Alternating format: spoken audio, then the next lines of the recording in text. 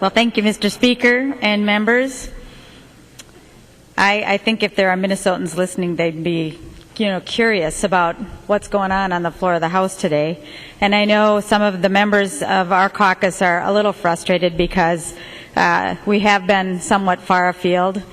And the one thing I will take note of is almost no one in the Republican caucus today talked about the minimum wage, their support for it, which I think there is none, and certainly not much their opposition for it, because I think deep down inside you know that it's going to help Minnesotans.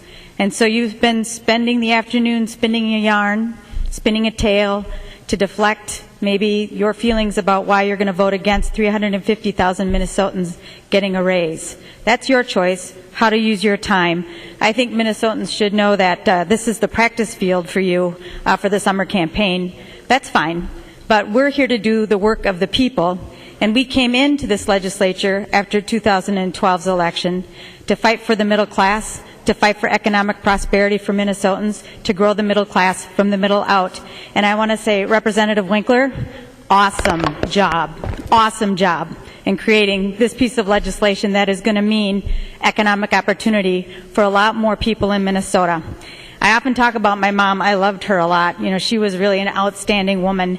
There were 5 kids in my family. I come from a hard-working family, a working-class family, and I remember my mom having to work, and save money so she could buy gym shoes for my brothers. I had 3 brothers. And boys in puberty especially, they grow fast, and their shoes were never big enough. She always had to buy new shoes. And each week, she would worry, and I would go to the grocery store with her, and we would keep track of how much money we were spending on the groceries. So she knew how much money she could spend there, and if she had enough money left to buy shoes. And when I think about what we're doing today, and I think about Minnesota families who are in that same place, I know that when this becomes law, that's going to mean some relief and hope for people in Minnesota who work hard. I grew up in a family who thought laziness was a sin. And I, like a lot of people in Minnesota, believe that hard work should pay off.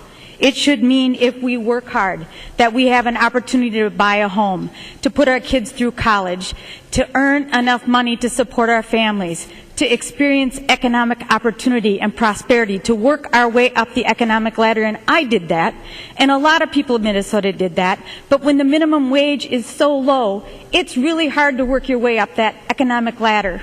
You get stuck because you can't make ends meet. You can't make your way out. And so for people like my mom and the people who are here today thinking about how they're going to make ends meet for their family, if we don't raise the minimum wage, they don't get ahead. They don't. And if we believe in hope and opportunity and hard work, this should be an easy yes vote for this entire chamber. And I know you don't want to talk about that, so you've talked about everything else that you can think about. We could play bingo. If our bingo card was filled with Minsure, I would be a big-ass winner. Excuse me for swearing. I would be a big winner. I would be. Because we're talking about Minsure a lot. But we're not talking about Minnesotans, are we? And today, we're going to raise the minimum wage for 350,000 people. I want to just put this into context a little bit. When we talked about the bullying bill the other night, I heard a lot from your side about administrators and superintendents. And you know who was up in the gallery? Kids, students who are fighting for their own safety, advocating for their own safety, and that's who we voted for. And yesterday, when we talked about women's economic security, you know who you were talking about? Corporations. And it's going to be hard for the corporations. We were talking about working women and families and making life a little easier for them. And I'm glad you came our way and voted for that. That was a smart vote for you. And today, we're talking about the minimum wage. And by golly, you should vote for this too, because it means opportunity for Minnesotans. When I look at current corporate pay today, the median American CEO earns more in 4 minutes than a minimum wage worker earns in a week.